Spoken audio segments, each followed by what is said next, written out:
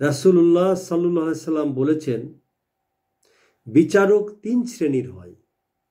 তন্মধ্যে এক প্রকারের বিচারকদের জন্য জান্নাত আর 2 প্রকারের বিচারকের জন্য রয়েছে জাহান্নাম। সেই বিচারক জান্নাতে যাবেন যিনি হক চিনলেন এবং তদনুযায়ী ফয়সালা করেন। আর যে বিচারক হক উপলব্ধি করেও বিচার ফয়সালার মধ্যে অন্যায় অবিচার করে সে বিচারক জাহান্নামী। এবং যে বিচারক অজ্ঞতার সাথে বিচার ফয়সালা করে সেও জাহান্নামী। সুনানে আবু দাউদ 3573, তিরমিজি 1322, ইবনু মাজা 2315 নম্বর হাদিস।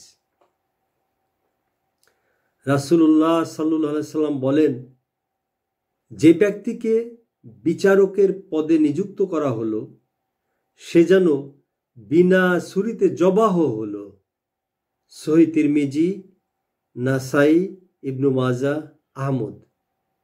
রাসূলুল্লাহ সাল্লাল্লাহু আলাইহি সাল্লাম বলেছেন, আল্লাহ তাআলা ততক্ষণ পর্যন্ত বিচারকের সঙ্গে থাকেন যতক্ষণ সে জুলুম না করে ন্যায়ের উপর অটল থাকে, কিন্তু যখনই সে অন্যায় করে তখন আল্লাহ তার থেকে মুক্ত হয়ে যান।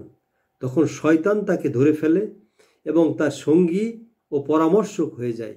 তিরমিজি, হাদিস নম্বর 1330। বিচার কাজে অন্যায় অন্যায্য রায় প্রদানের জন্য যারা উৎকোচ গ্রহণ করে, ঘুষ নেয়, তাদের প্রতি মহানবী সাল্লাল্লাহু আলাইহি সাল্লাম অভিসম্পাত করেছেন। নবী মুহাম্মদ সাল্লাল্লাহু আলাইহি সাল্লাম বলেছেন, বিচার কাজে ঘুষদাতা ও গ্রহীতার প্রতি অভিসম্পাত করেছেন। মুসনাদ আহমদ, হাদিস 9023। বিচারক বাদী থেকে সাক্ষী তালাশ করবেন। সে যদি সাক্ষ্য প্রদান করতে অক্ষম হয় তখন বিচারক বিবাদী থেকে শপথ নেবেন।